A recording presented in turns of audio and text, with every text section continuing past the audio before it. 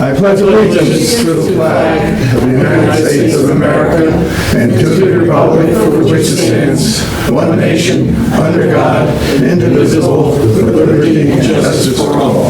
Thank you. Good evening.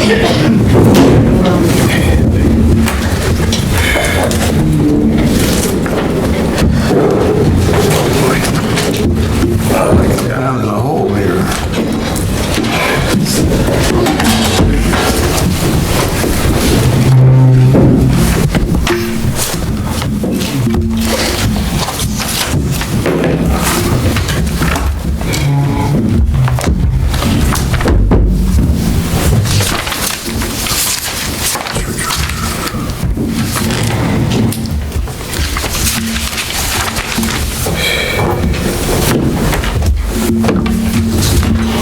Okay, we're downstairs with an executive session which included police interviews and a little town business.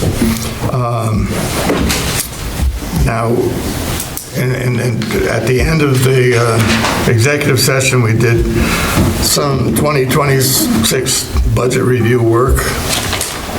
And now here we are at our regular meeting at 7 p.m. And is there any public comment on agenda items? Any public comment? No public comment. And welcome to Village Trustee Alina. Good to see you here. Now, by the time I get done reading the rest of this, I'll lose my voice. So I'm just going to read that I transferred $73,381 from the consolidated account to the paying account. I also transferred $98,575 from the consolidated account to the paying account to cover the check run. I also transferred $76,997. That was for pay. No, that was for.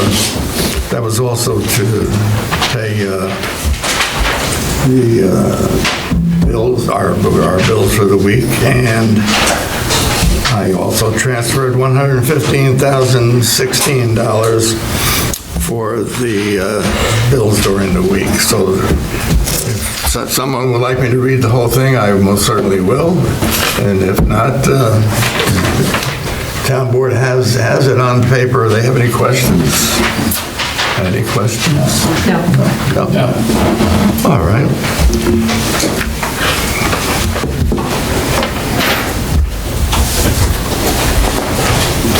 And I skipped something, not on purpose. I have the minutes of the September 22nd Town Board meeting. Do I have a motion to accept the minutes as published? Motion. Second. All in favor? Aye. Aye. So carried. I have the minutes of the September 29th meeting. A motion to accept as published. Motion. Second. All in favor? Aye. Aye.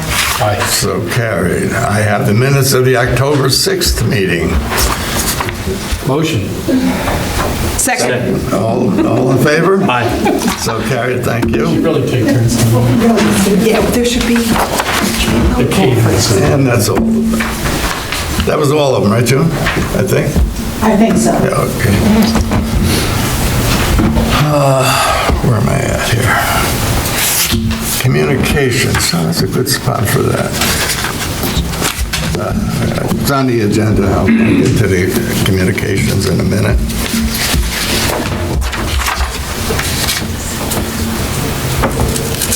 Okay, we've been preparing since when? Since forever, I think.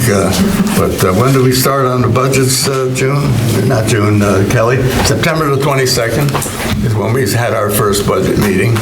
And we've been meeting on the 22nd, the 29th, October the 6th. We actually took a break on October the 13th for Columbus Day. Thank God for Mr. Columbus. And October the 20th, that was another budget meeting. So we're to the point now where we have a tentative budget, And I would like to ask the board to, if they're in agreement with the tentative budget, which we've discussed over and over and over again, I need a motion to accept the tentative budget. Motion. Wait, Pending the changes to the water. pending the changes for the water district. And the hotel occupancy tax revenue. Okay, got that? I make the motion. We accept the budget pending the changes that Kelly just mentioned. I have a second? Second. All in favor? Aye. So carried, thank you. I raised the motion. Who seconded the motion? I did. Joe did. Thanks.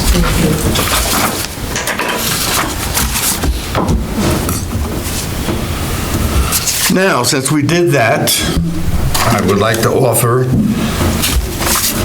an explanation of where we were and where we're at now.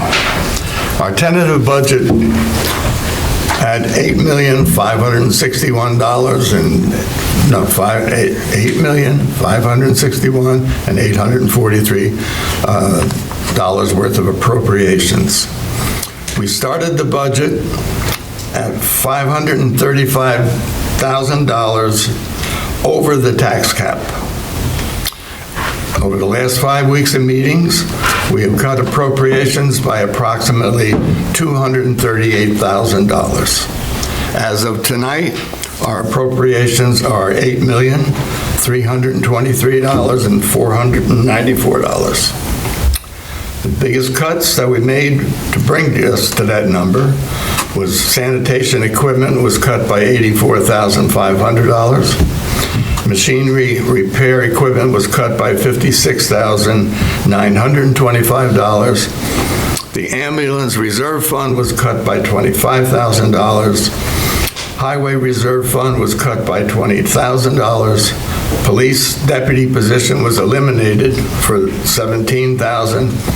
And the supervisor's salary was reduced by $5,000. That wasn't the actual salary, but that was a number that I thought that it should be raised to get the supervisor, not Bob Livesey, to get the supervisor in line with the rest of the county. I decided myself that I would not accept the $5,000, and therefore the supervisor's salary stayed the same at $15,000. We're using $140,000 from the Tax Stabilization Reserve Fund, which is about $55,000 less than we used last year.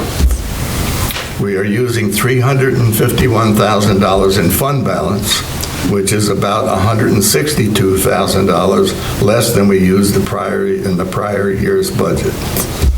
And again, at the start of our budget process, we were $535,176 over the tax cap. Tonight, we are $175 under the tax cap. Yay. I would like to thank Kelly for all of the work that she put into this budget to get us to that point. I don't know how we would have done it without her, but however, I appreciate it, and I think I appreciate the town board working to get us to this point. And I also appreciate the various departments that worked with us. As you note, the wish list from 6 of the departments, we cut substantially. And without their cooperation, I would fear that we would be over the tax cap. So again, thank you for everyone concerned.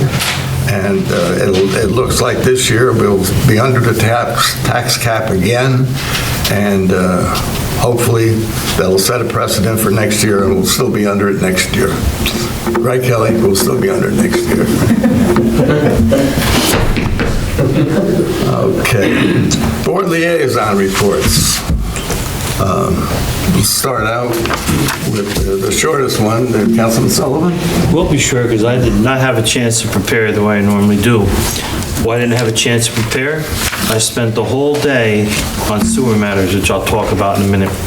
So, water I just sent the email out to everybody, the water report from VRI for the month of September. We averaged 89,000 gallons per day. What we expect to have is 75,000 gallons per 100,000 gallons a day. I'll talk about that in a minute.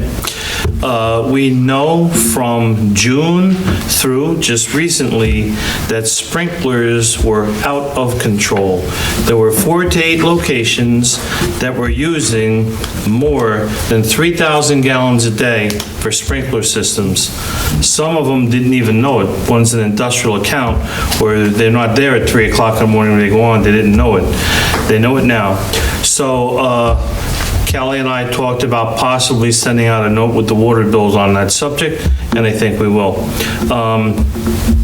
We did discover a leak that was possibly 15,000 gallons a day. That has since been discovered. I spoke with the owner today. The owner knows that that's their burden to repair it. So that should bring us back down to the 75,000 gallons a day that we expect. And I cannot speak on behalf of the village board, and I won't, but I go to Bog Meadow all the time. Bog Meadow is down 8.3 feet. I checked it with the level, so I know how far it's down above the dam elevation of 1141. Don't know what that means in terms of capacity, but it's down 8.3 feet right now. Hopefully the rain later this week will make that better. I mentioned at the last meeting that Peter Kelleher, and I believe the other gentleman's name was Stephen Melvin of the Department of Health, were here last month to give us an inspection, including the new water tank. They, by and large, were very happy with everything they saw.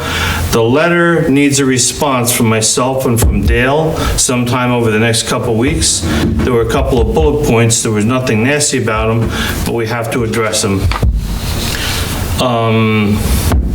Let's see. VRI flushed hydrants outside of the village and town on the 14th and 15th of October, and we were a little bit caught off guard because we didn't know to send out a text message, which we always do. I had a discussion with VRI about that if I don't know and Tiffany doesn't know, we're the ones who send out those notifications. So I apologize to the public for that. I didn't know it.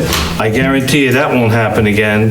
So in the future, we can send out notifications letting you know.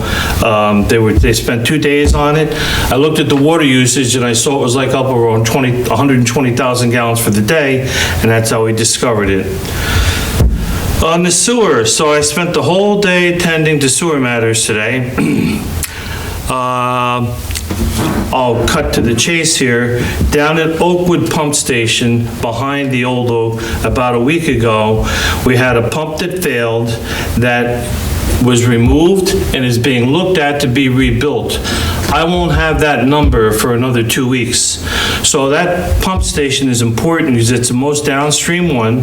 The trailer park's 25,000 gallons a day, ends up there and whatnot.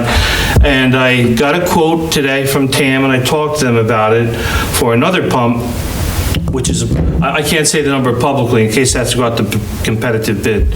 So I got a quote from them, and my concern, Bob, a project that I did not get around to in the last couple of years, is all those pump stations were rebuilt a while back, and some of the pumps that were used may be a little bit larger than what they need to be. I'd like to, as we replace these pumps, get them back down to where they should be, and that's my goal for this one. And of course, we all know about the pump station 2 that burned up after the unfortunate accident down there on August 31st. We're starting to get the estimates in, or the bills in for that. I've kept a very careful record and sent it to June, Leslie, Kelly, of everything associated with that, 'cause that's gonna be an insurance claim. We got a bill today from TAM that I'm going to verify, so we're starting to get all those in. Soon we should have a tally on that. That's a pretty high number, what that cost us down there. I didn't have a chance to prepare much more, except to say our DMR for the sewer plant for the month of September was 65,000 gallons a day. I forget how many inches of rain we had, like I think it was less than 2. And there were a couple of other things that we did. One of them was with Olga's committee, and I forget what date it was a couple of weeks ago. We finally got a hike in. It didn't rain and it didn't snow, and we got a nice hike in down into the Popolopan Gorge. We showed some people some of the ruins from 250 years ago down there, how the whole water thing works for West Point and Bear Mountain. It was a very nice hike, and thank you, Olga, for setting that up.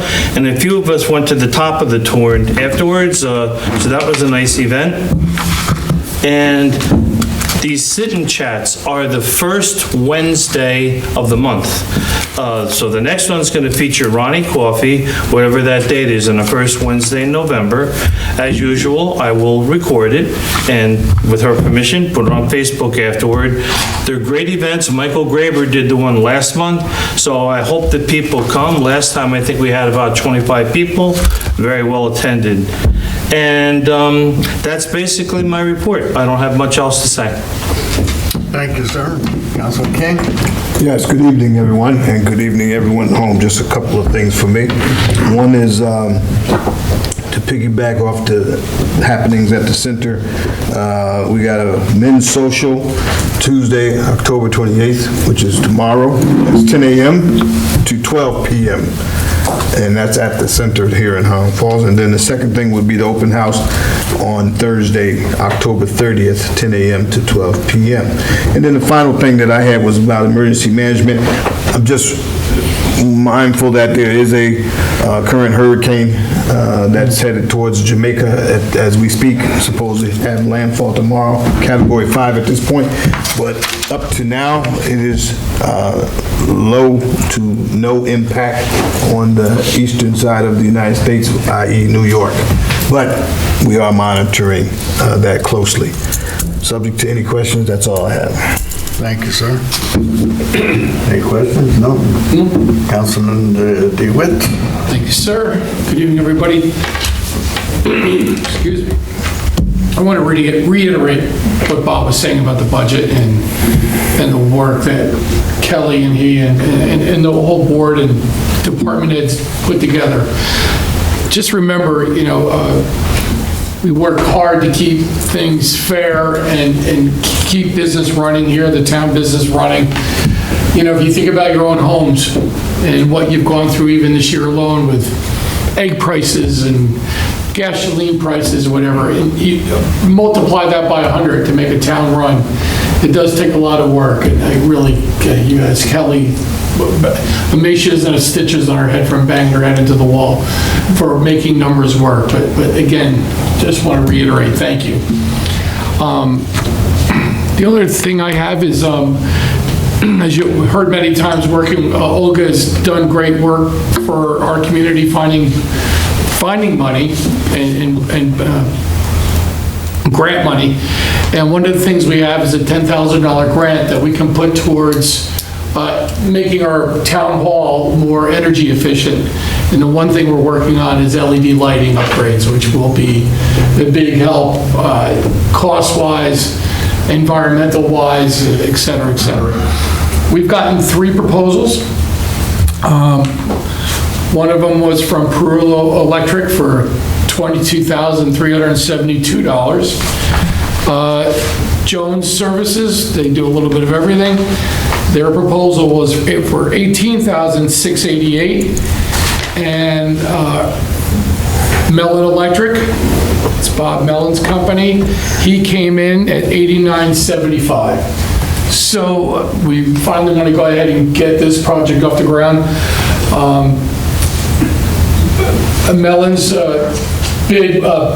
proposal came in a few months ago. There might be just some slight adjustments to the number, but I'd like to make a motion that we go ahead and approve Mellon Electric to use that grant money to start one of the environmental upgrades on Town Hall. So again, a motion for Mellon Electrics. Do I have a second? To do it. Do I have a second? Second. All in favor? Aye.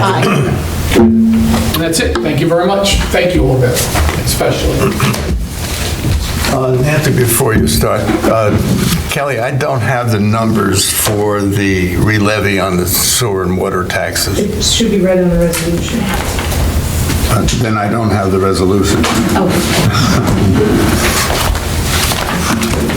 I don't know why I don't. I put this meeting together 6 different times. That timeout, I got it. I got it. Yeah, okay, I'm sorry, I got it. And Ms. Boyle, Thank you. sorry to keep you waiting. It's okay. Thank you. So a few things to cover. The Town of Highlands Volunteer Ambulance Corps during the month of September had 59 calls that were dispatched, 56 calls that were answered that left 3 unanswered. 2 were because there was no driver or EMT available. Both of those were handled by New Windsor. On the 29th of September, it was a second call, and 385 was already out on a call. There was no second crew available. That was handled by Garrison Ambulance. The Zoning Board of Appeals did not have a meeting in September. The Consolidated Planning Board did have a meeting in September, did have a meeting, and it was about the Dogwood Lane project. Actually, this may have been during October. Sorry, these are October, the numbers I had for the ambulance for during September. Consolidated Planning Board had an informal meeting with River Chain Associates owns property behind Villa Parkway, right? So one of the two, we talked about one of the plots, they wanted to talk about battery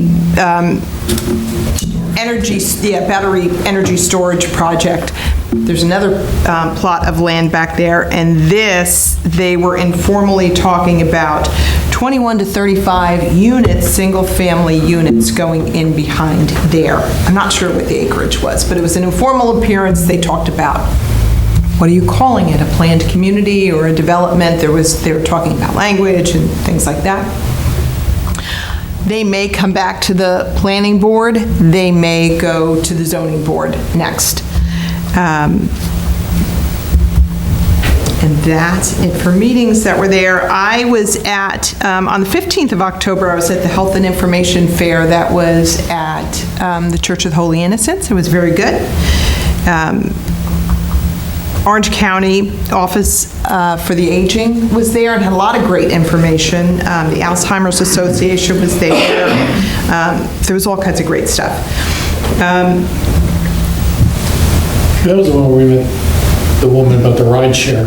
They were working on Yes. senior ride share. Yes. Improving ability for seniors. to find Go-Go transport. Grandparents. Thank you. So it's a county-wide, kind of like a substitute, Uber substitute, but for the county to take you to different appointments and that. There's an app that you have to sign up for. So the Orange County Office of Aging has a ton of resources, and I suggest that you go online to look to see what they have. And we picked up a bunch from there. I would imagine that the center has picked, if you're more of a paper person, that the center is going to have a lot of that information, and you can pop in and see that from them. Otherwise, coming up, because we're coming into Thanksgiving before you know it, and then we'll all be at St. Patrick's Day the next time we blink. But you are invited to so if there's a senior luncheon, you're invited to Grace Baptist Church annual Thanksgiving luncheon on Old State Road on Wednesday, November 19th at noon. Said there's no reservation required, but it is appreciated, and you can RSVP at 845-446-4086. Church of the Holy Innocents on the next week, and the center, so the Church of the Holy Innocents and the Center of Highland Falls will be sponsoring Thanksgiving dinners for seniors. Actually, so I think the first one is seniors as well. I think they're both senior events, right? So on November 26th, Wednesday, November 26th, they're available for pickup. So sit down on the 19th, pick up on the 26th from the Church of the Holy Innocents. In order to pick up or request, that you can either contact the center to order or to request forms. I'm not sure if they're going to have any delivery. I think it's exclusively right now, as of right now, pick up for that on the 26th, coming from the Church of the Holy Innocents. Yeah. So the last thing I want to mention is on the 18th, went to the Community Resilience Workshop that for Together, Highlands Together We Decide. And I would invite Olga at this time, so that's the end of my news. So I would be very happy if Olga would explain where we're at with that, because she's a lot more versed in that, instead of Henry read it to you. So would you be so kind? Thank you so much. Thanks for the opportunity. Yeah, we had a workshop called Community Resilience. It came out of some of the conversations that we had at the kickoff, at the beginning of the project, when we met outdoors across the street here. And there was a strong desire to invest some time and energy in taking a good hard look at the residents, the people's properties that were damaged during the flood, and to really start to look at, what kind of support can the community raise to try to get something done about any future flooding at the brook. So in order to go forward with any kind of requests for consulting or support from the state, whatever, we felt that we really needed to get some solid documentation. So there's going to be an effort now to go literally door to door to talk to residents and document the impact that the flood had on their properties. And the folks who were there really felt strongly that they really needed to take some action. So we're going to meet again on November 1st, this coming Saturday. Leftover candy is welcome at our meeting. We're going to be meeting at the library at noon. Since we can't bring food to the library, we can certainly fill our pockets with leftover candy. So, we literally formed a working group out of that meeting. I didn't do it, honest. I don't need another group to run.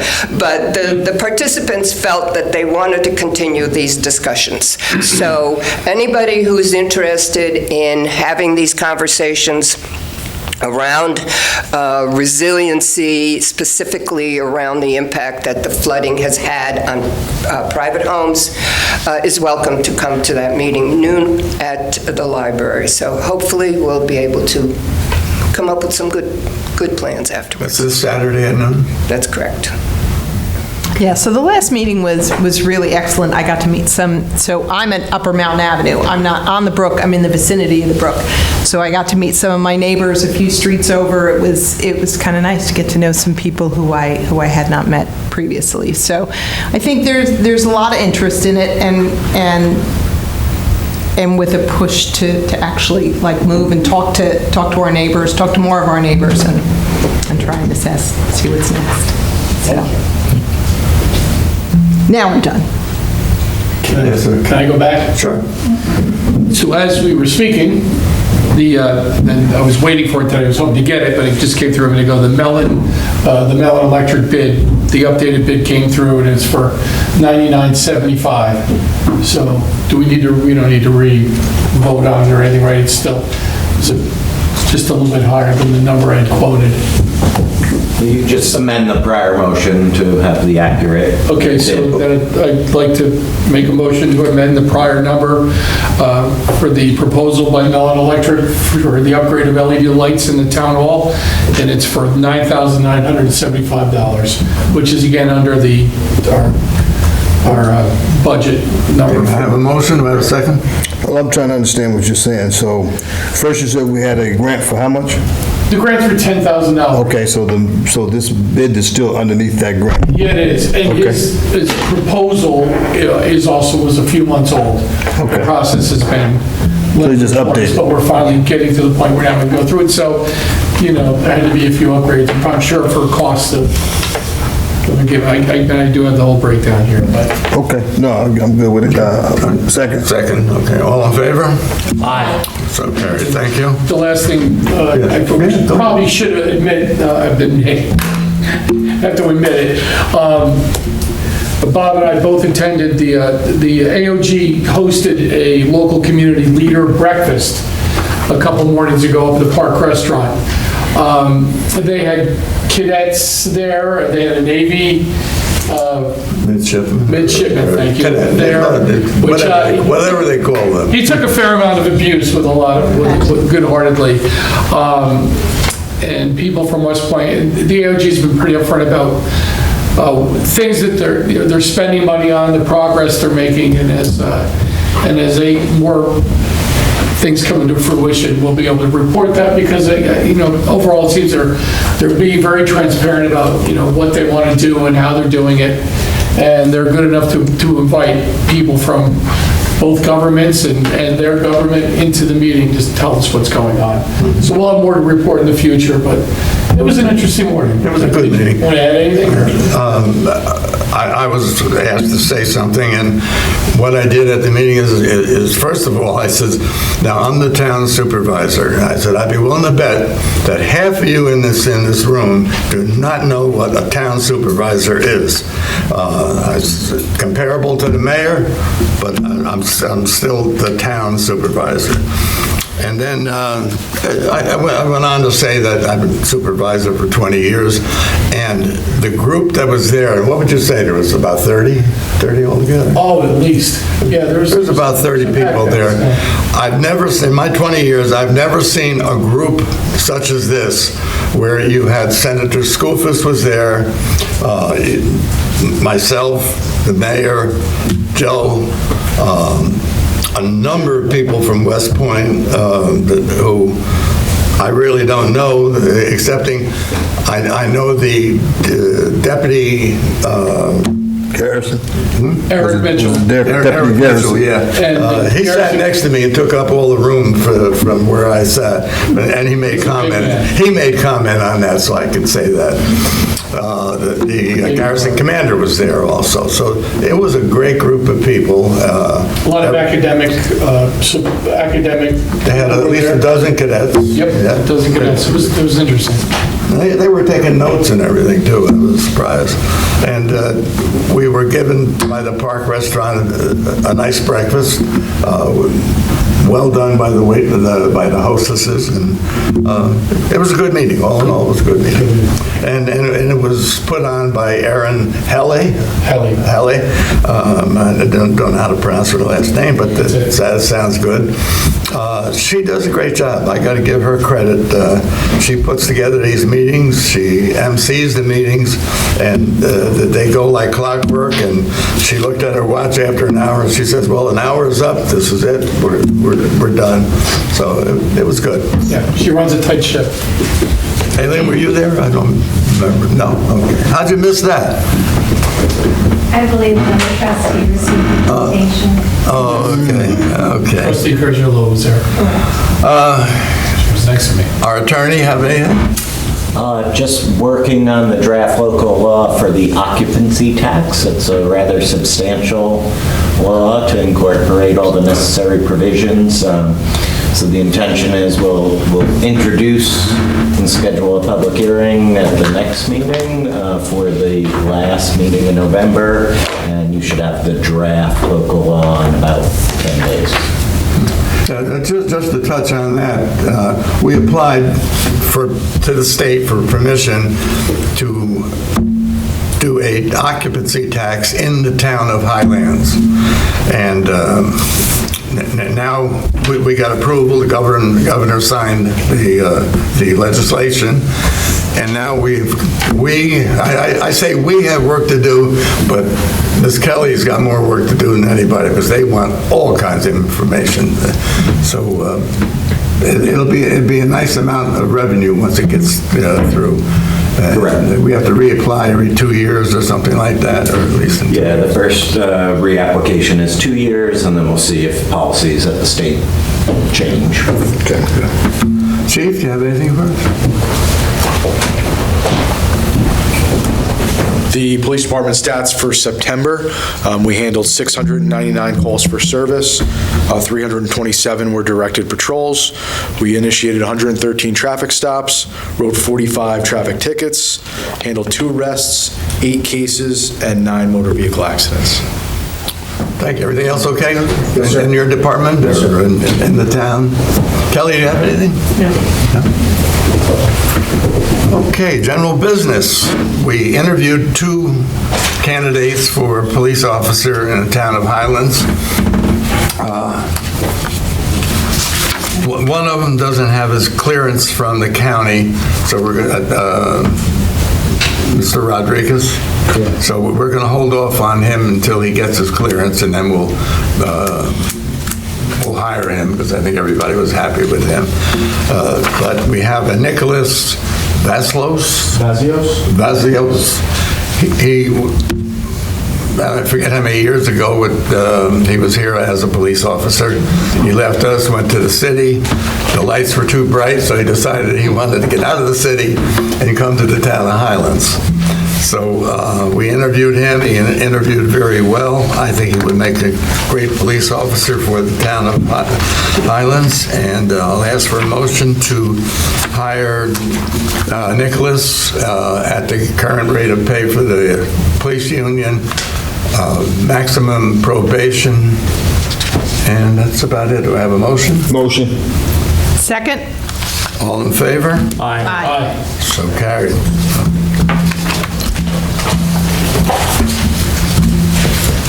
The other gentleman was Matthew Rodriguez, who will we'll pick him up when he's ready, or when the county releases it.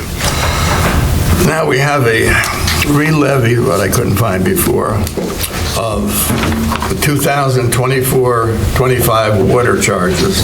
This is a re-level for people that have not paid their water bills, and that is an amount of $75,428.52. This amount that they owe will be attached to their tax bill when they get it. So I'll ask for a motion to move the resolution to re-levy the water charges. Motion. I'll second it. Roll call, please. Councilmember Sullivan? Aye. Councilmember King? Aye. Councilmember DeWitt? Councilmember Scorber? Aye. Supervisor Lindsay? Aye. We have the same type of resolution to re-levy the 2025 sewer charges. This is an amount of $62,088.22. Do I have a motion to move the resolution? Motion? Second. Roll call, please. Councilmember Sullivan? Aye. Councilmember King? Aye. Councilmember DeWitt? Aye. Councilmember Scorber? Aye. Supervisor Lindsay? Aye. I have a letter from EMT Christina Angeles. The reason for my email is to inform you that this is my official resignation, effective immediately. These last 13 years have been amazing. I've learned and experienced so much knowledge, but my time here has expired, and I'm grateful for all the wonderful memories and people. Again, I appreciate all that the Town of Highlands Ambulance Corps has offered me. I wish everybody success.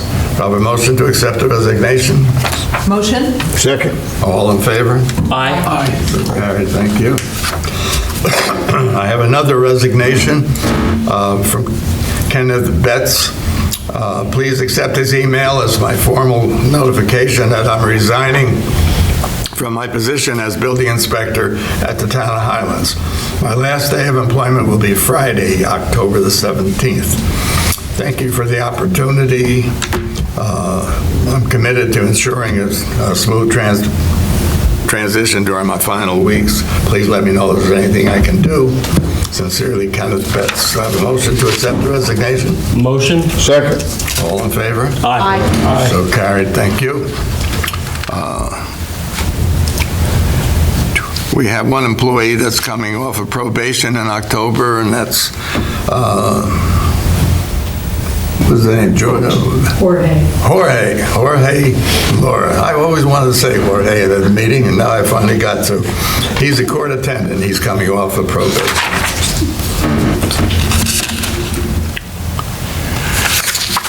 We got rid of a truck, but it also had a plow and a 2-yard spreader. So there's the old truck, 65, that was deemed surplus in order to sell it at an auction. They need to sell this equipment also. It's a 9-foot Boss plow and 2-yard spreaders. I'll ask for a motion to declare the equipment surplus. Motion. Second? All in favor? Aye. Aye. So carried, thank you. Councilman Sporvit mentioned this Go-Go grandparent, great name. It's for Orange County seniors. You can now schedule rides for non-emergency medical appointments, visiting loved ones in hospitals or nursing homes, faith-based activities, social events at local senior centers, and voting sites. You can call them up to go and vote. I'm going to have Kelly put all this information on our website, and who is eligible? You must be 60 years or older. You must live in Orange County, and you must have a cell phone. So, and this goes through, what is it, Nancy? There's an app that you download. No, I'm talking about who's going to give you the ride. It's I think it's through the, well, the county is Uber sponsoring. and through Lyft, those two. Yeah. Yes, so they actually are contracting, that's who can do it. Uber and Lyft. Okay. That's who. So good luck getting them to come to Highland Falls, but, you know. How old you gotta be for that? You're too 60, old. you're fine. You're too old. No, I just realized I'm a senior when you read that paper. Oh, okay. Well, you got to be 60. To answer your question, you got to be 60. I think it's a great program. Yeah. I hope that our federal government doesn't find out about it, or they'll take that away from us. Let's see what else do I have here.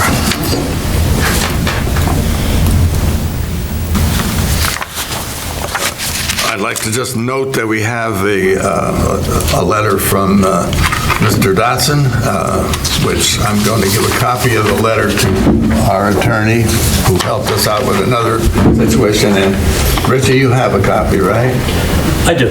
Okay, so you'll take care of whatever needs to be taken care of on that. Thank you. General public comment. Anybody, anything to say? Anybody? Aileen, you got anything? I knew you had. I knew you just didn't come to our meeting. Just a couple things. The Town of Highlands Chamber of Commerce is doing their second annual Halloween parade. That is this Friday, October 31st. That's starting at 4 p.m. And that'll start at Memorial Park and then move down Main Street. And that will be followed by their 13th annual Trunk or Treat from 4:15 to 6 p.m. in Municipal Lot 2. So everyone come out and enjoy some trunk or treating, and happy Halloween. That's Thank all. you for bringing that up. Thank you. And Aileen, could I speak to you after the meeting for 2 minutes? Yes, sir. Bob, does anybody else have any public comment? No? Okay. I think the public is probably owed a little bit of an explanation about the code enforcement officer. Could I have a moment to do that? Absolutely. Okay. So, there's a shortage of them, a big shortage of them. We chose to have a code enforcement officer because they can write violations and they can go to court. A building safety inspector, which is half of the credentials required, can't do that.